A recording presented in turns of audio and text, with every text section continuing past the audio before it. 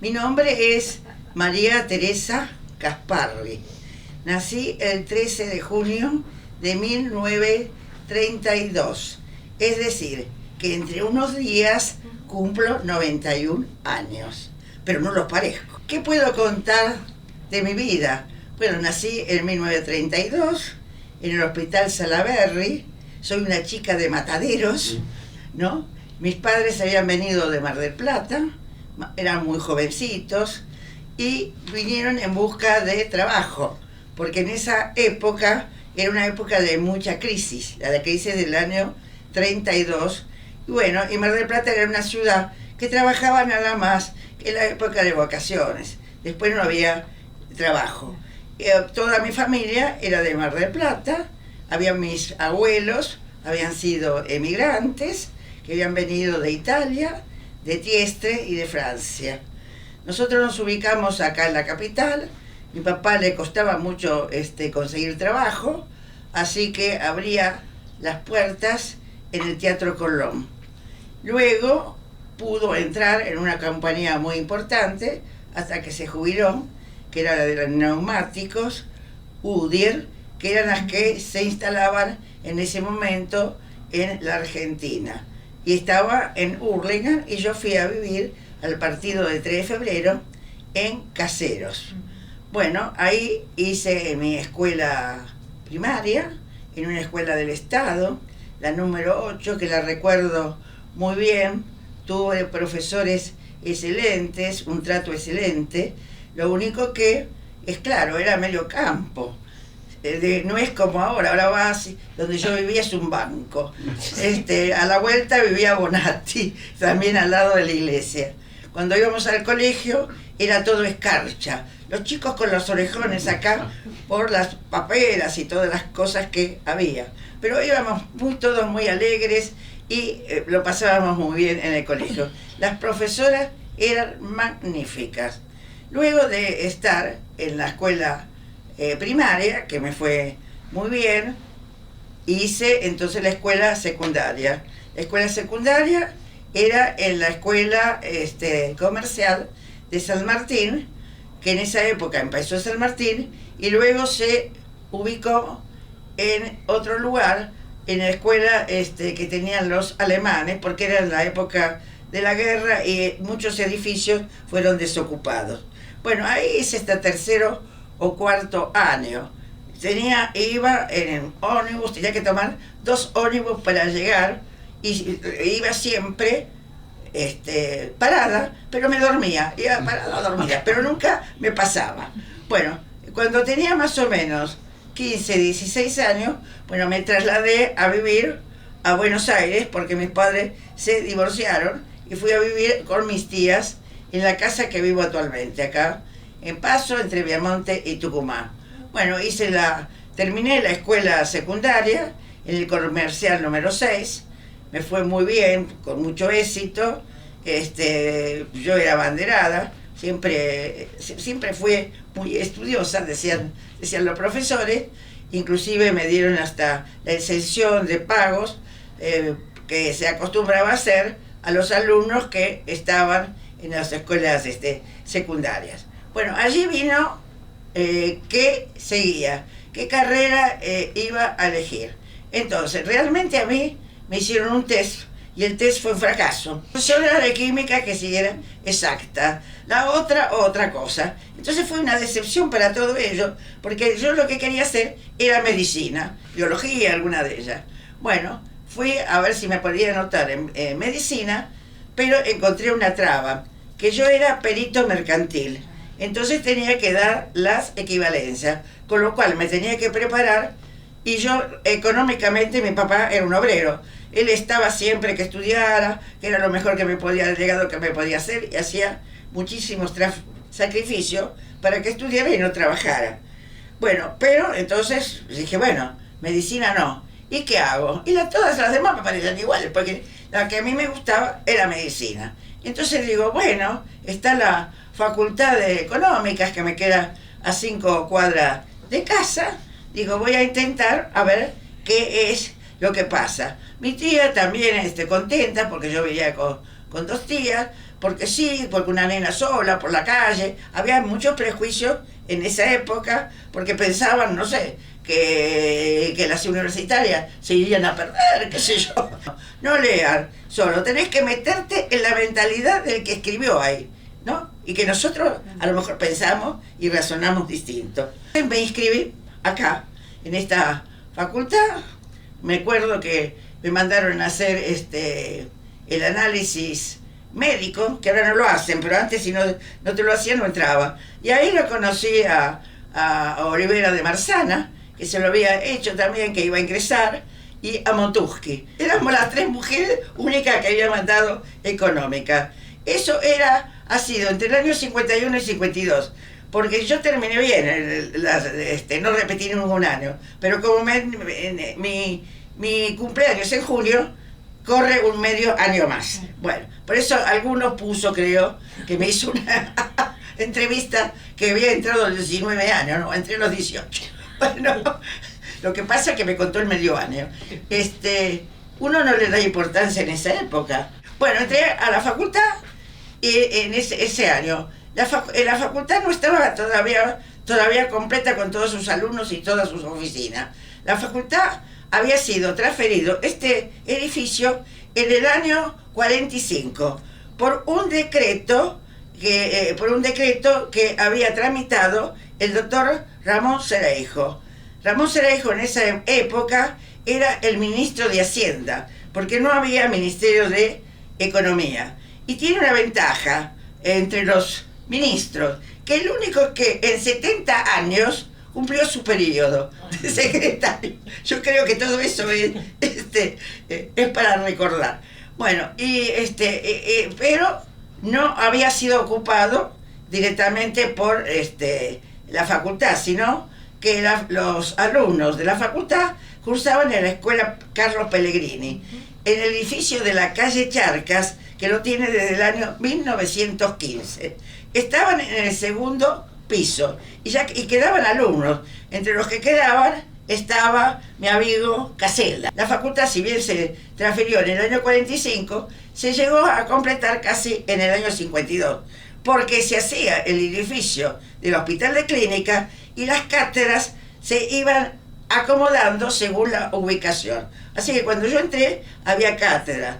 Además, las aulas eran aulas de hospital, tenían la piletita. Yo me acuerdo que donde yo tengo mi despacho había una sala, y esa sala era terrible por el olor que daban los perros, porque los perros los traían acá a este sector y era donde hacían las prácticas y los mataban.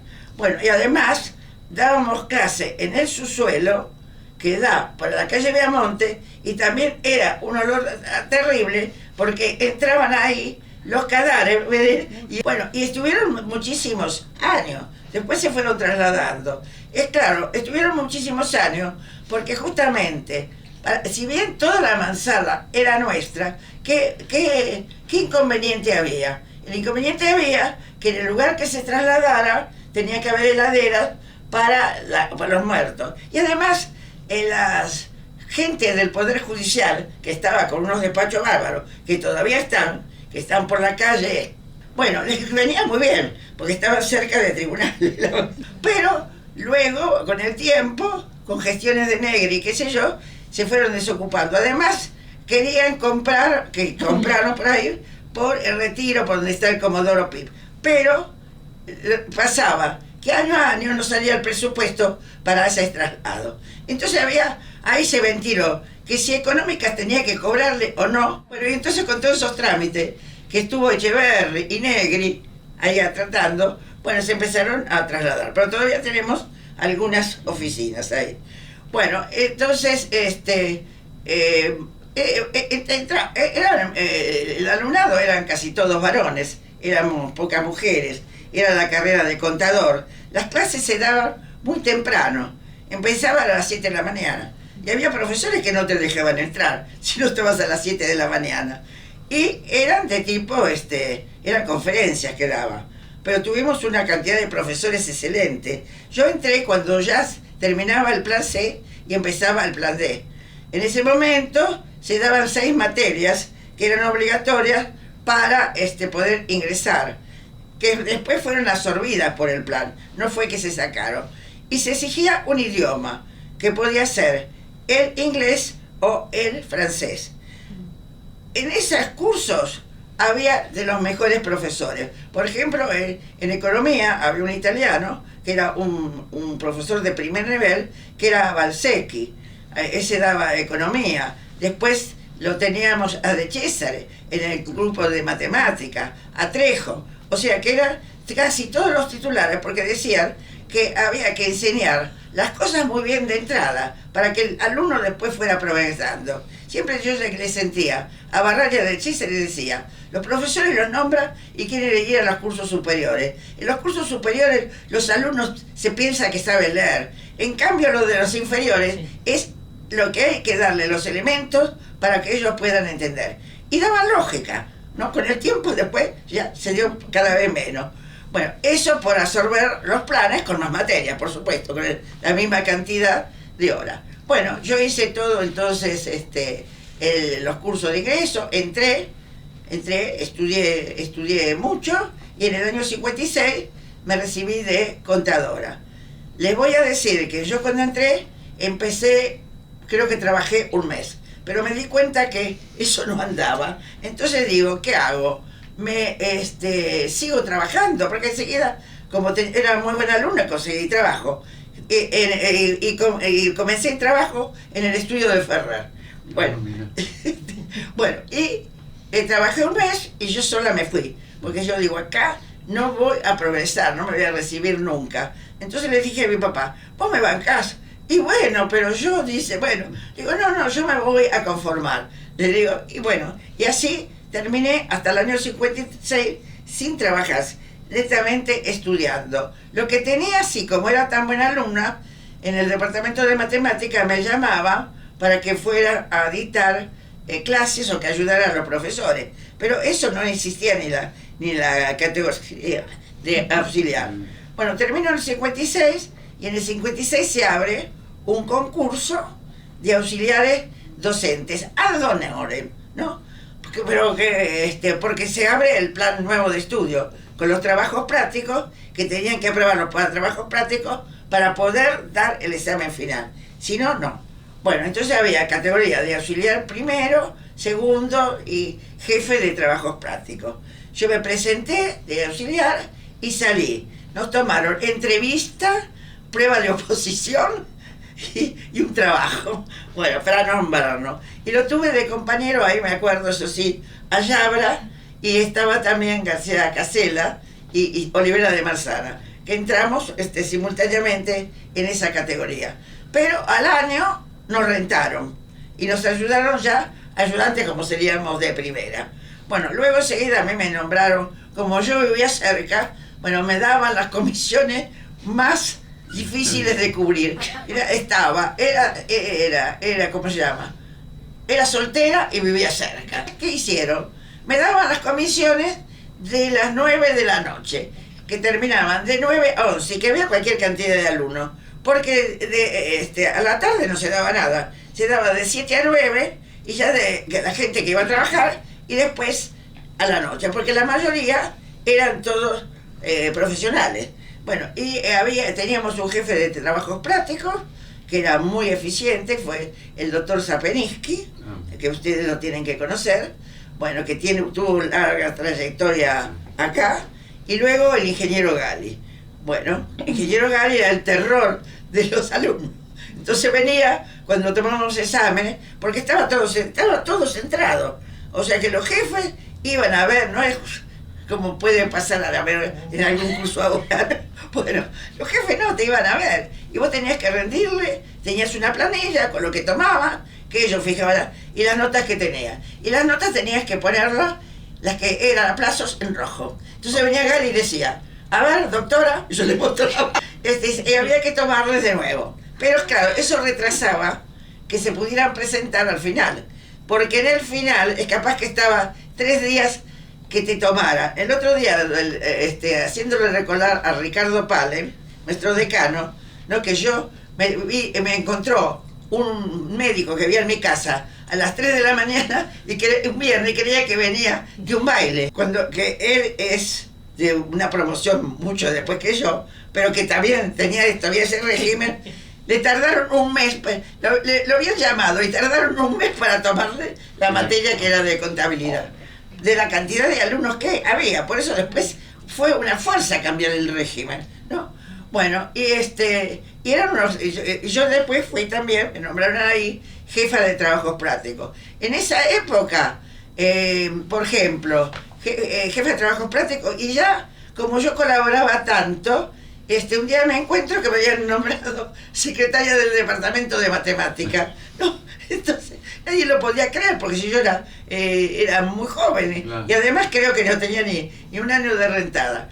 Bueno, entonces iba al departamento de matemática, y en el departamento de matemática tuve la suerte de tener directores con los cuales aprendí mucho, que fue de César, el doctor Cereijo, el otro que tuve que era brillante,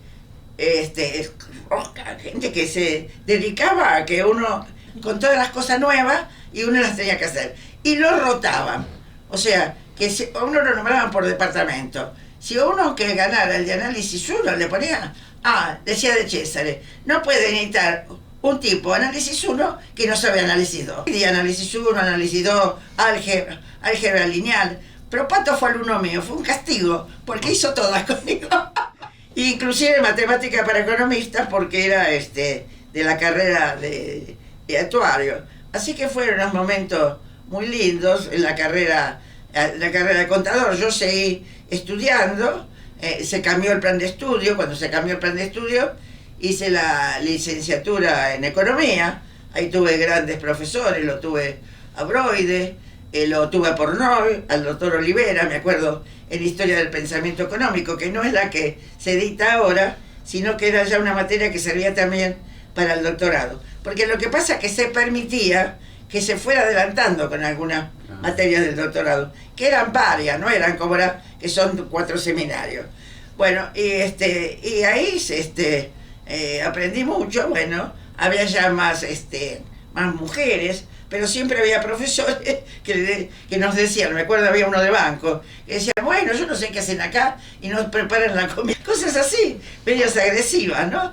Pero bueno, no pasaba nada, o que te preguntaban. Yo me acuerdo en el examen de política económica 2, porque había política económica 1 y política económica 2, que me parece que ya eran del doctorado, porque yo hice la licenciatura de economía y seguí el doctorado, una era de uno y la otra de otra, y me preguntó algo, bueno, y después me preguntó, y si usted sea ministro de Economía, dice, ¿qué haría con esto? Entonces me empieza a hacer, yo digo, esto es lo que me pregunta, no, bueno, yo ya te digo, cuando empezó a mirarme, yo digo, me aplaza. Bueno, entonces agarro y le empiezo a contestar y qué sé yo. Me dice, bueno, siéntese, y era a la mesa. Y si no te pasaba al otro, para que el otro te apoyara. Bueno, yo salí y resulta que nos habíamos hecho tirar las cartas en el bar de los estudiantes. Yo ya iba que me iban a aplazar a mí. Bueno, yo cuando me dijo así, me dio el tema, dije, bueno, estoy mal. No, el bar de los estudiantes era una risa, porque nos juntábamos ahí y tomábamos café con leche. Pero no es que entraban, tenía una ventanita que salía Pioli y salía con su muñeñito y daba los aplazados, ¿no? Nada más. O los aprobados. Y no me mencioné. Y entonces le digo, no aprobé. Daba los aprobados. No, yo no aprobé porque no me mencionaron. Y el otro dice, pero bueno, ¿querés que como yo estaba tan mal? Dice, ¿no querés que te averigüe si te aprobaron o no te aprobaron? No lo dejaban entrar, al final lo dejaron entrar, porque era un tipo grande. No sale, ¿sabés que te aprobaron? Entonces todos los chicos, porque el tipo me decía, el profesor, no es así. Y yo le discutía que era así. Entonces me pregunta, ¿de qué libro lo sacó? No, lo saqué de mi cabeza. Yo le dije, la verdad, ¿no? Bueno, pero eran épocas muy lindas, se aprendía mucho. Las clases eran de tipo magistral. Vos tenías que estudiar porque no te alcanzaba con lo que ellos explicaban ciertas cosas. te obligaban a tener que leer los libros, sobre todo en la parte de doctorado, porque éramos muy pocos. Entonces vos no te puedes, si te preguntan, no te puedes quedar callado. Los libros de la biblioteca estaban todos rayados, ¿no? Íbamos a estudiar los domingos, íbamos a estudiar los domingos y los sábados a la Facultad de Derecho, nos encontrábamos, la biblioteca estaba cerrada, la biblioteca de Caja de Ahorro Postal, y también que está el ministerio, ahí en la calle Charcas. Íbamos casi todos los sábados y domingos a estudiar. Y había profesores que daban los domingos. Yo tuve la suerte de tener de profesor a Palacio. Palacio, así, le abrían la facultad para que él diera su clase. No. Y veníamos acá. Y se llenaba la clase de los que daban ellos y los que no eran alumnos. Nosotros ahí estábamos y siempre están los alumnos que preguntan para hacerse ver. Y había unos que no, eso nunca me voy a olvidar, que levanta la mano y entonces le dice, sí, doctor, porque él le estaba explicando, porque yo esto y esto. Entonces él se para y le dice, mire alumno, hágame el favor, dice, de leerlo de nuevo todo, porque usted lo habrá leído, pero no ha entendido nada. Entonces era un ambiente muy bien. Después tuve a Silvio Frondizi, que era un profesor excelente, y bueno, terminé entonces las carreras, también la de licenciado en Economía, hice el doctorado después, con el doctorado me recomendaron al premio Facultad, también cuando terminé la carrera de actuario, había un premio, que no sé si lo siguen dando, de Naciones Unidas, también me lo dieron, por la carrera y por la tesis de actuario, porque en esa época había tesis, ¿no? Pero esa la terminé al final. La última carrera que hice fue, que terminé en el 76, fue la de actuario. Porque esa la había querido empezar y no podía venir a las clases. Y me había quedado pendiente, porque a mí siempre me gustó matemática. Bueno, ahora pero te lo aclaro. Yo cuando me recibí de contadora, que no trabajaba, que nunca trabajé en la profesión, se creó el Tribunal de Cuentas de la Nación y tomaron no sé cuántos contadores fiscales, porque era un organismo de control, y salió el anuncio en los diarios, y salió el anuncio inclusive de quién era ¿cómo se llama? El jurado. Miró el jurado y eran los profesores que yo había tenido en contabilidad pública, y contabilidad pública era obligatoria, y que yo la había aprobado con 10 puntos, pero te digo que la sabía de memoria, la verdad, porque no me gustaba, que es completamente distinta a lo otro. Bueno, entonces digo, bueno, acá me voy a presentar a ver si me nombra. Me presento, se presentaron como 100 mujeres, creo que éramos 3 o 4. Yo salí primera, no nos nombraron, por no nombrar una mujer, y como estaban publicitados me lo dijeron, porque mujeres no querían. Volvieron a llamar y me volví a presentar y volví a salir primera. Y ahora salí, claro, porque ¿sabés lo que pasó? Yo había terminado de dar contabilidad pública y tenía excepción. Bueno, y mató, no sé, y otros profesores que estaban, bueno, tomaron el examen que era de económica. Bueno, eso yo lo sabía, si había sacado 10 puntos. Prácticamente era lo mismo. Bueno, entré, pero cuando entro, tampoco me dejan. Tenía que ir a una delegación militar, no me quisieron mandar. Y me quedé en el tribunal, y fue ahí donde hacía la carrera. Pero me mandaron a una oficina que había un director, que era un abogado y escribano, que era muy bueno, y yo colaboraba con él, pero no tenía tareas de conducción. Entonces, el horario lo tenía que cumplir, pero me sobraba el horario a mí. Entonces yo digo, ¿qué hago? Pero no, sí. O sea que yo tenía ya con la de actuario, te digo, la ventaja con mis compañeros es que yo tenía ya la mentalidad más, y había visto cosas nuevas, ¿no? Porque eran muy formalizadas las clases, ¿no? Las carreras que hice, después hice otros cursos. Bueno, ¿y qué pasó acá? Y me nombraron jefa de trabajos prácticos, estuve trabajando en la secretaría, en el departamento de matemática, y después me presenté a concurso, salí profesora adjunta, me presenté en el primer concurso de adjunta, me presenté con Di Caro y con Micheloni, Era un concurso grande, porque querían regularizar la universidad. Te voy a decir que salimos los 3 más. Nos pusieron en el orden de mérito, pero no nos nombraron. Y yo era la secretaria de uno de ellos, y entonces de César. Y entonces yo le pregunté, pero doctor de César, si sobre todo Di Caro le digo, le digo, adjunto y asociado de usted. Le digo, en La Plata y en Buenos Aires. Le digo, ¿cómo? Y acá, digo, no lo pone, porque no sabe suficientemente análisis matemático. Lo pusieron en el orden de mérito, pero no entraron. Pero entonces nos nombraron adjuntos ad honorem. Pero no podíamos dar clase. Lo que teníamos que ir, teníamos obligatorio de asistir a una clase del profesor titular. Pero los titulares te hacían ir las 4 horas y tenías que sentarte ahí. Porque en el 56 me recibí y ya yo era jefa de trabajos prácticos y enseguida me nombraron profesor. Yo vi un cambio, no, lo que pasa es que yo estuve en la época también de que era la enseñanza laica y yo era reformista. Mis amigas no eran, Olivera eran de la oposición, pero nos llevábamos bien. Pero fue bravo eso, porque las monjas sacaban los chicos a la calle. Yo vi dar vueltas el trolebús. Yo me acuerdo de que en la sala de profesores tuve que salir por la ventana. Me sacó Víctor García con Massinelli. ¿Te das cuenta que no eran las actitudes que vos te parece que son así? Y cuando ganaron los humanistas fue cuando fue Olivera, de rector de la universidad.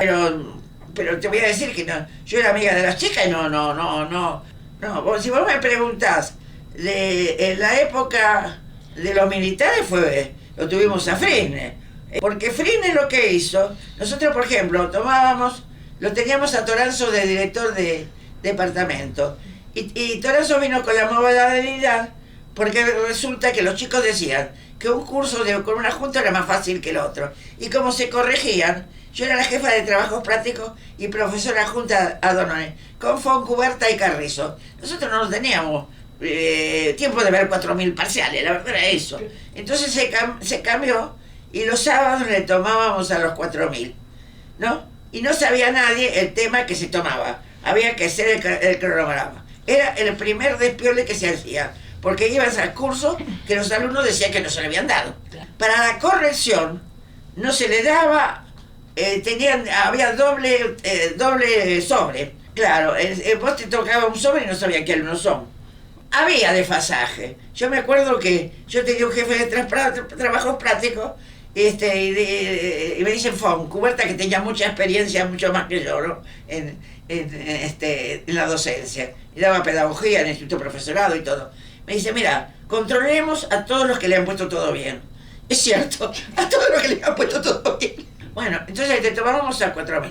Pero si había desajustes de ese tipo, de que había temas que los profesores no habían dado y decían que lo habían dado. Bueno, pero te voy a decir que los jefes iban a las clases y miraban, ¿no? Pero siempre algunos, eran 4.000. Y los tomábamos juntos. Cuando viene Frisne lo suspende. Y yo le digo, pero ¿por qué? Le digo, no podemos tomar. Dice, 4.000 juntos nos pueden hacer una revolución. Entonces lo prohibieron. Lo prohibieron y se armó, otra cosa que fue criticable, un concurso de profesores que se llamó abierto, ¿no? Pero no dejó presentar a los de adentro. Entonces, yo también le pregunté, porque me pareció, porque era un tipo muy riguroso y lo que tenía suprimía la mesa de entrada, pero no tenía que preguntar nada, porque lo aclaraba todo por todos lados, que tendrías que ser un infradotado para no entenderlo. Entonces yo le digo, ¿pero por qué hacemos? Yo no le veo la justificación. Porque él me preguntaba si la gente estaba contenta. Y entonces le digo, y él me contestó, no, dice, lo que pasa que yo como arreglo los 4.000. Yo necesito profesores. Dice. Y yo le digo, a los que están le voy a dar, dice, también otro curso si quieren. Pero no le voy a pagar un cargo completo, sino le voy a hacer un contrato por las horas. Dice, pero para aumentar la planta, y fue ahí donde entró Machado. Y esa fue la razón. Bueno, sí, después que cerró todas las puertas, la ventana, ¿no? Era medio... Claro, eso sí. inclusive los exámenes si se tomaban, que a lo mejor no estaba mal. Ya el alumno tenía que saber el lugar que tenía que sentarse y el profesor tenía la tablilla para saber si no se habían copiado. No, la verdad es que lo tenía todo preparado, como estratega, era una gran estratega. No es cierto, porque toma, vos tenés la dimensión del aula, ¿no? Y sabés con los que tienen, porque estamos hablando de la época de Friner. Después vino la época del 83, vino Condelich, que era cordobés y sociólogo, y estuvimos entonces la época de transición, que yo no soy consejera los años que dice, soy consejera mucho más, porque en la época de transición yo fui consejera, me nombraron consejera. Bueno, y después vino Schuberov, que vino con la elección de los profesores, y yo intervine en todas las elecciones, a ver si me acuerdo. Schuberov, estuvo después Ayú, estuvo Barbieri, está ahora Helpis. Bueno, es difícil hacer gestión, es difícil manejar esto que es una gran empresa, ¿no? Bueno, y ahora lo tenemos a un médico. Lo que pasa es que Schuberov se quedó como 20 años. Puede ser una eminencia, pero una cosa es gerenciar y otra cosa es ser una eminencia. Ver que la gestión es fácil, es difícil. Y a lo mejor gestiona mejor una empresa.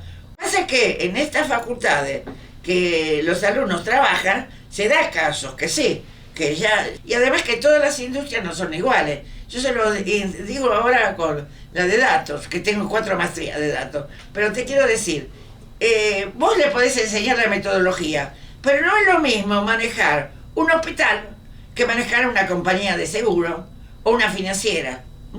Entonces ahí siempre, por más que vos vayas con todos tus cálculos matemáticos y que sepas hacer una fórmula, qué sé yo, vas a tener la necesidad del tipo que conozca el mercado y que sepa la práctica y que se pueda financiar, porque los costos son muy altos y nosotros estamos en un momento que necesitamos empresarios que saquen al país, pero de la nada, que lo vuelvan a hacer si te descuidas, ¿no?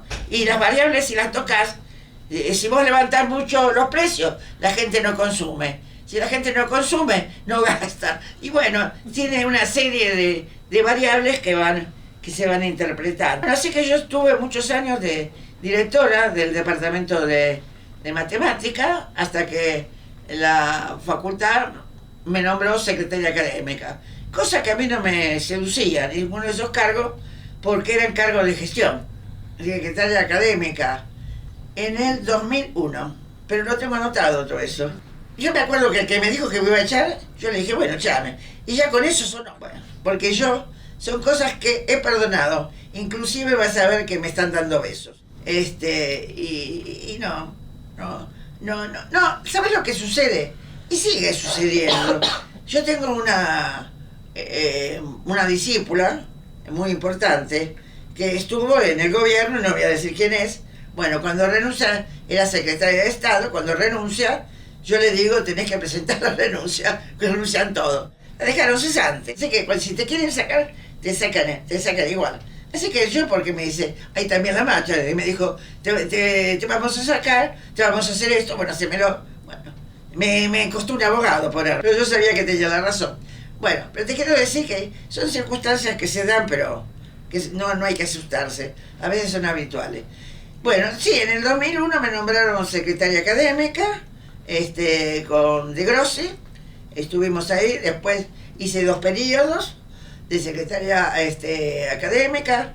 Hicimos bastantes cosas, porque ahí apareció el CBC, y fueron los primeros, que lo voy a decir porque lo dice y no es cierto que son los primeros los otros, los primeros trabajos a distancia los hice yo con Sorsoli. Sorsoli vino después, con Javier, que Javier era profesor mío de Carlos Pellegrini de los 18 años y estudiaba ingeniería, ya se había recibido ingeniero o no sé, y también era ayudante mío acá. Yo lo llevé al Carlos Pellegrini, que era vicerrectora, porque yo fui vicerrectora del Pellegrini.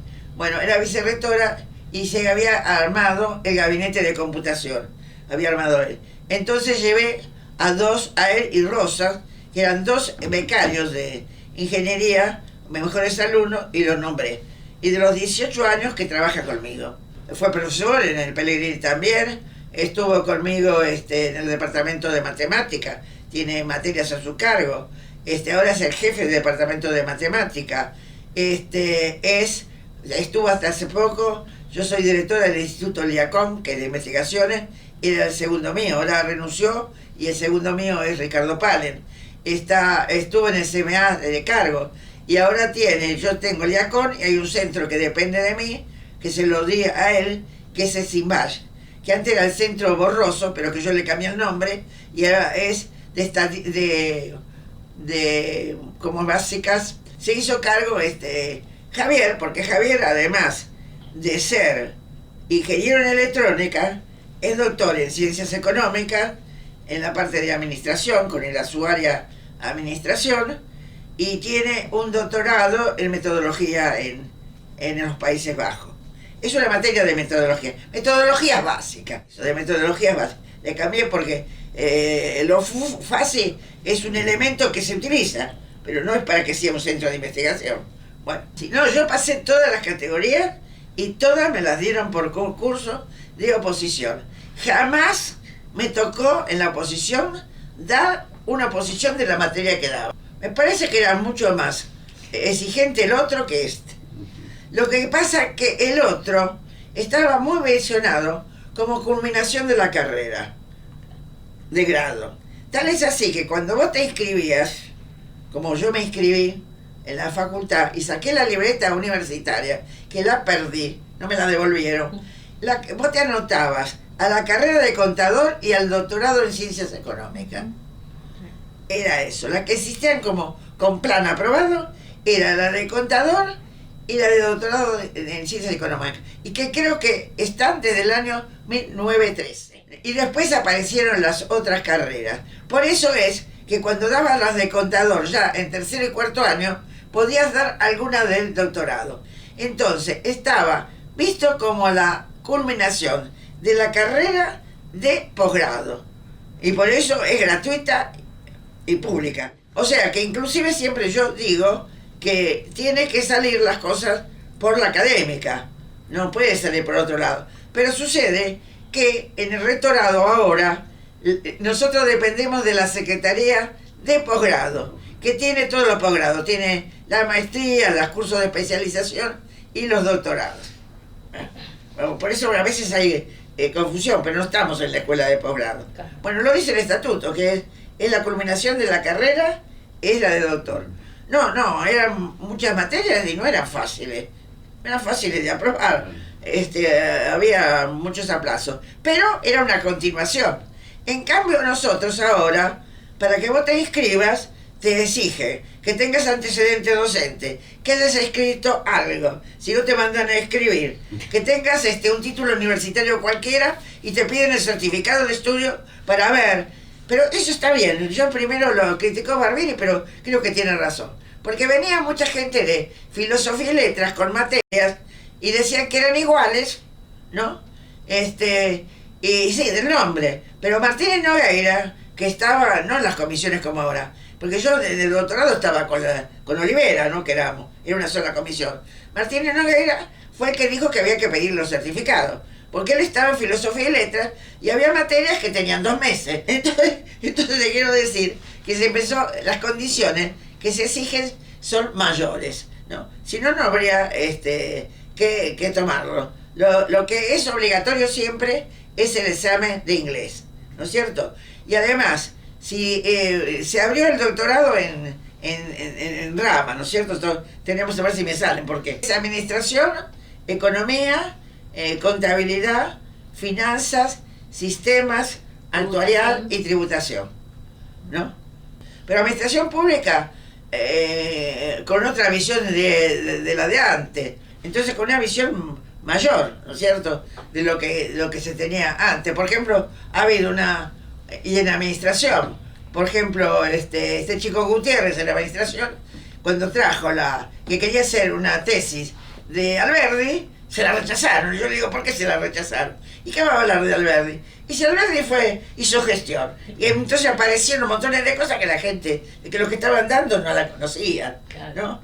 Entonces, y que se reproducen y han estado. Porque no se olvides que Belgrano, San Martín, y que se además de ser guerreros, de estar ahí, eran tipos intelectuales, la mayoría eran abogados, Belgrano era economista. O sea, si vos vas a la historia, te encontrás con eso, ¿no? Porque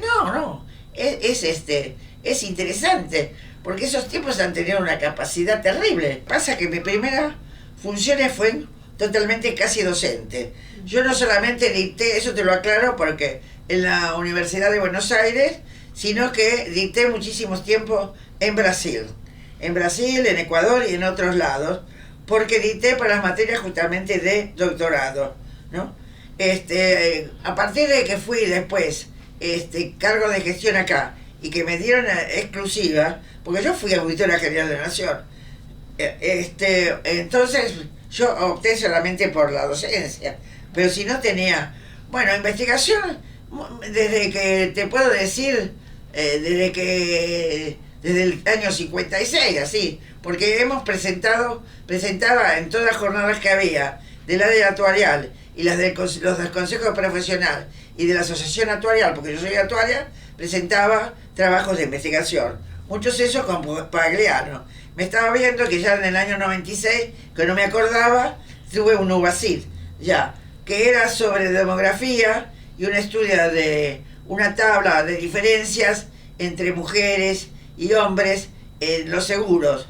Y tal es así que cuando la presenté, me acuerdo que la presentamos con Pagliano, yo era la directora, y no teníamos el resultado, se la habían aprobado y se la habían mandado a Ciencias Sociales. Pero ya empezamos a presentar, y presentábamos todos los años, y no solamente acá. Yo con Pagliano presentamos en Birmingham el reporte de la carrera de actuario, que ese reporte debía haberlo hecho el Consejo Profesional y no lo mandaba. Y yo dije un día, estábamos en el departamento de matemática, y yo dictaba práctica profesional del actuario, que no la mencioné antes, y seguros patrimoniales. Digo, ¿por qué no lo hacemos nosotros?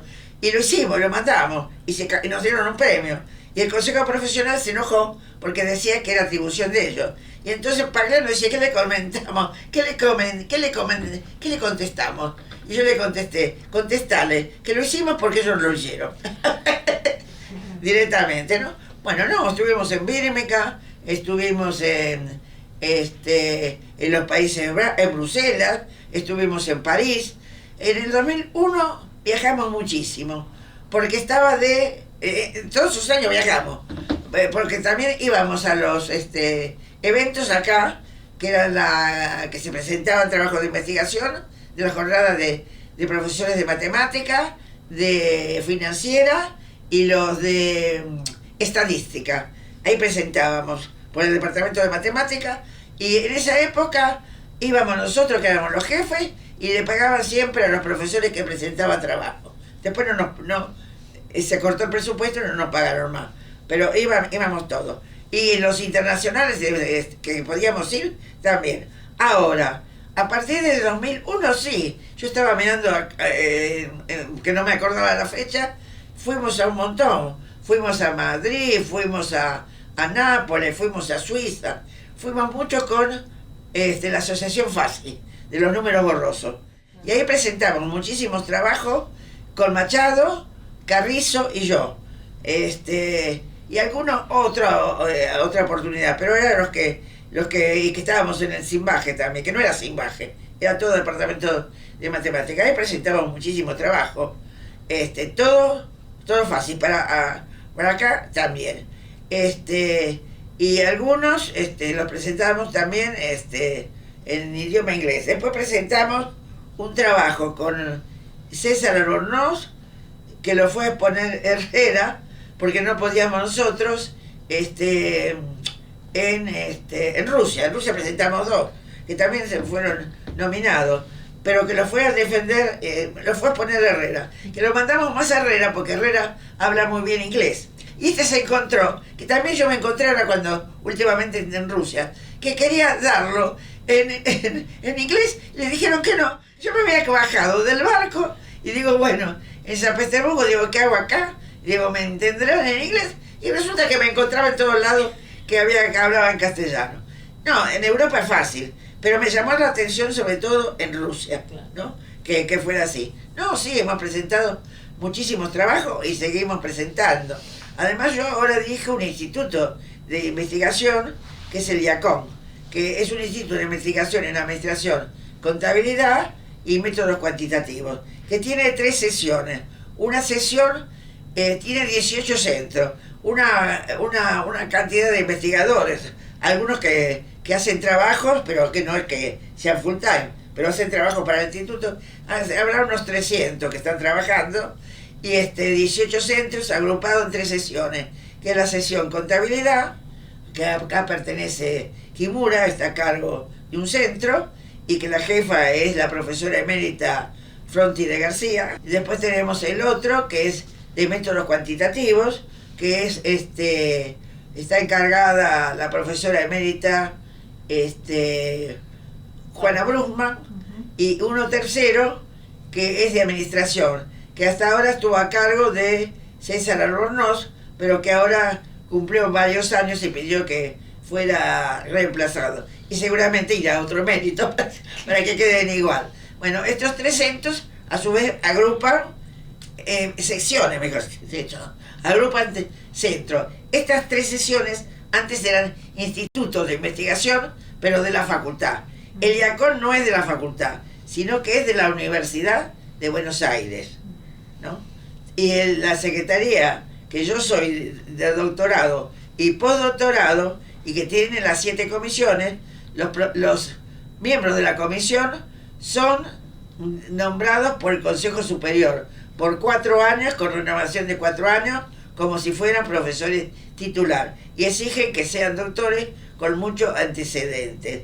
O sea, que el doctorado nuestro no es de la facultad, es la diferencia que tiene con el otro.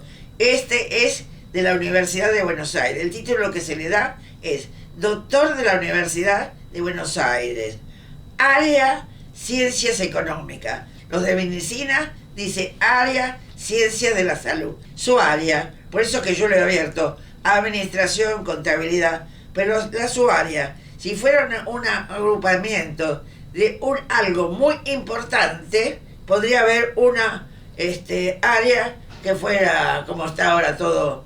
Nosotros lo tenemos abierto, porque la carrera de contador no solamente es llevar libros de contabilidad, ¿no?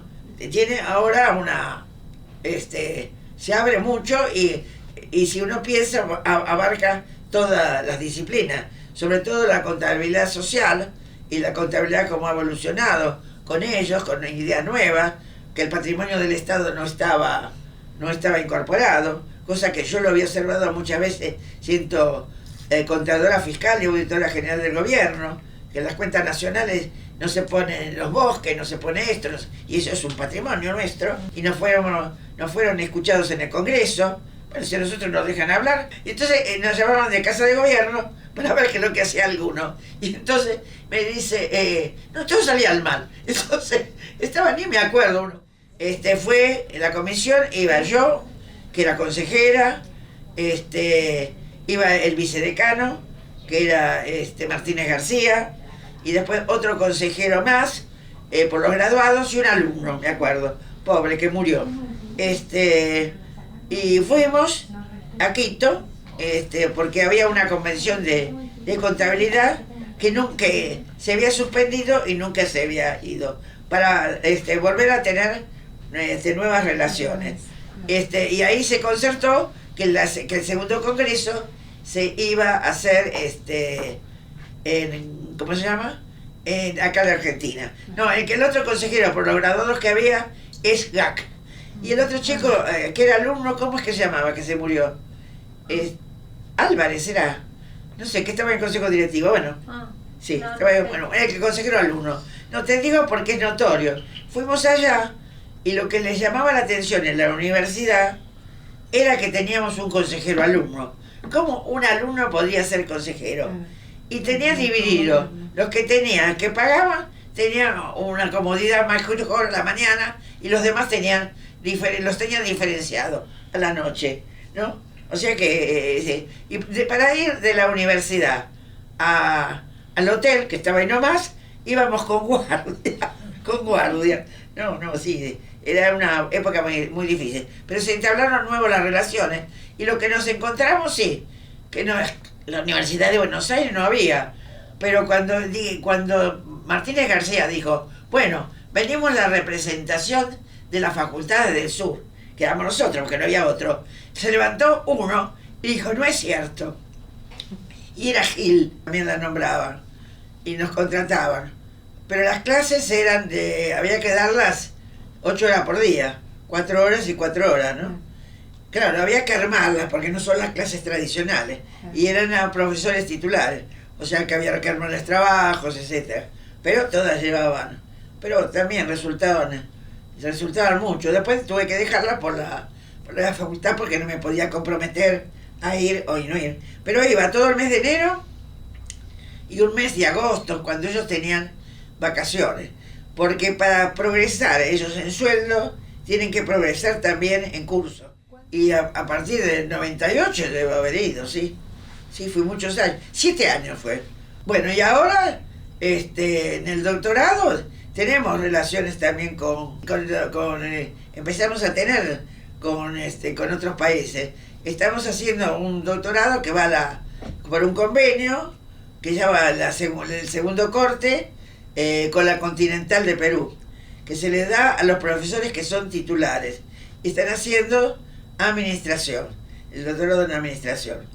Lo que sucede que en general los países están exigiendo que los titulares sean doctores.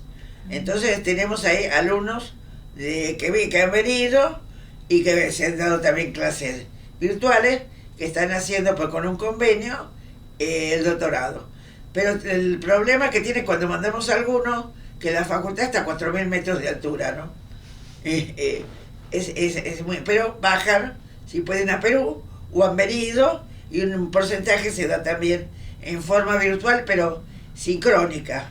Hemos tenido también de afuera, de la Universidad Nacional de Uruguay. Ellos han venido 4 o 5, porque son gente, pero de altos cargos en tributación. Profesores que de acá son los número 1 en tributación, con los grandes estudios. Me dicen, ay, María Teresa, nosotros aprendemos de ellos. O sea que ya el doctorado hay gente que tenemos que tomar, pero que no es que viene del grado directamente. Porque sabes que el profesional de económicas, el mayor problema que tiene es escribir, ¿no? Además no entienden que lo que escriben lo tienen que entender todo, no ellos solos, ¿no? Relaciones que con otros, bueno, tenemos varias. Hemos hecho muchos trabajos para Chile, hemos viajado, ¿no? En congresos. Y tuvimos un convenio que lo tuvo el observatorio, es un centro que lleva a Jodorowsky. Ese centro hizo un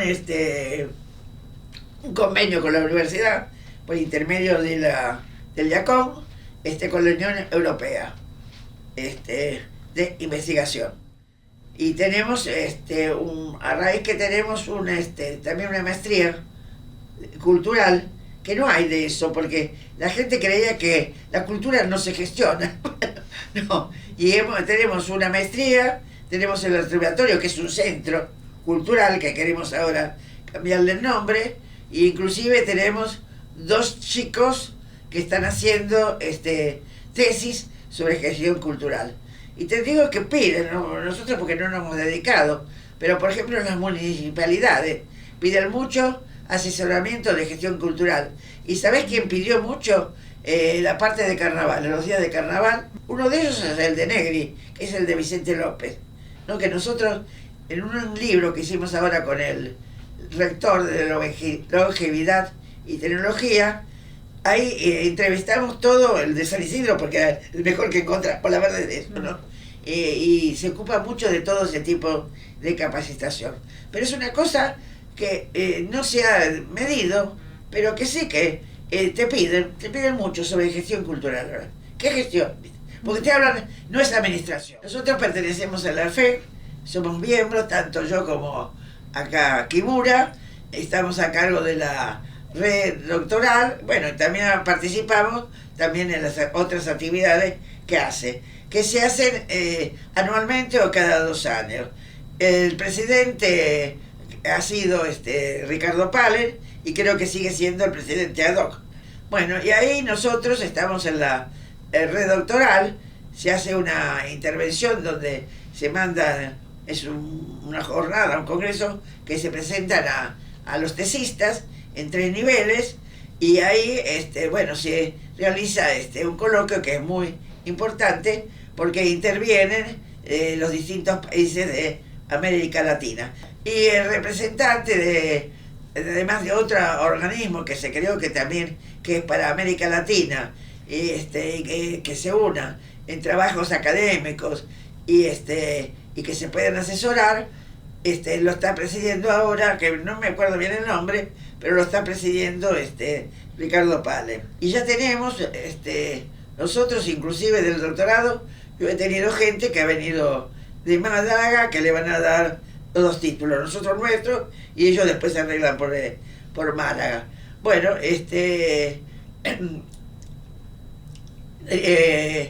independientemente de los coloquios, el coloquio ese, que van todos los miembros, ¿no?, que constituyen a la fe, nosotros periódicamente con Gemura hacemos un coloquio.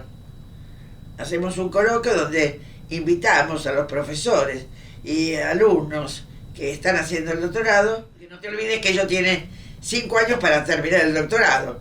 Y antes tenían 8.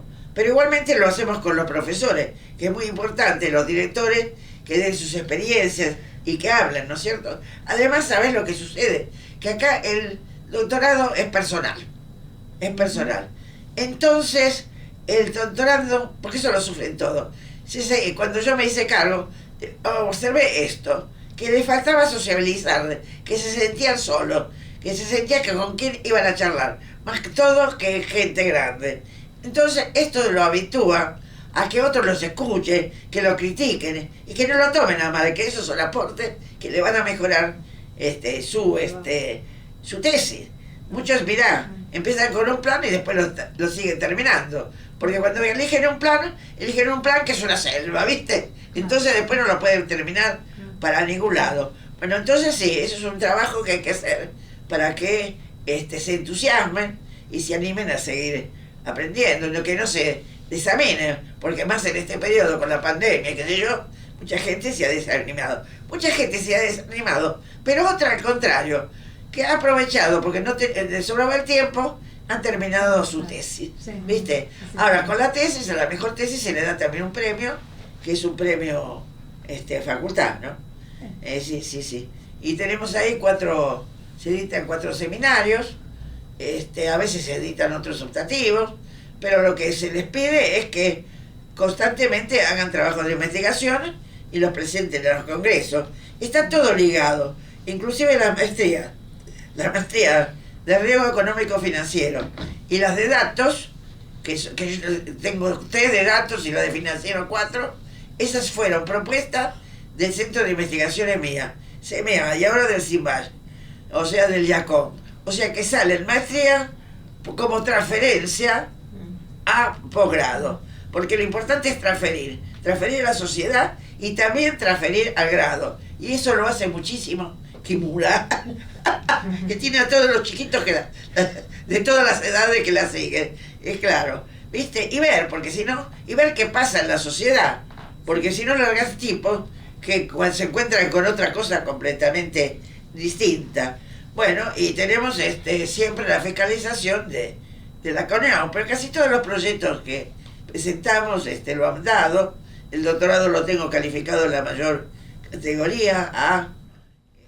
Revistas tenemos muchas y muy importantes, sobre todo de la sesión de ella, que es la sección que no tenía Biondi. Tenemos muchas revistas importantes. Todos los centros tienen revistas. Y te voy a decir, yo me estaba mirando hoy que había sacado 135 hojas para darte. La facultad va a salir adelante terriblemente porque ya está adelantada. Los desafíos que que viene toda la parte de tecnología, estamos muy avanzados. Fíjate que tenemos 4 cursos de maestría de tecnología de las organizaciones con los datos. Y está colmada. Ayer abrimos otro con la especialización, el cuarto, y vinieron en 2 días 129 alumnos para anotarse, ¿no? Entonces ya nos veníamos preparando de antes, porque eso lo que se viene. No te digo que tengo un libro con el rector, que tuvo un proyecto, 2 proyectos de investigación, que son el tratamiento de la longevidad y la tecnología. Inclusive, ¿qué van a hacer con los viejos? Con los viejos no van a poder prescindir. ¿Sabes por qué? Porque tienen la experiencia. Yo puedo tener cualquier cosa, pero necesito un tipo de la calle que tenga experiencia, si no, eso no van a andar. Después, ¿qué otro problema tiene la tecnología?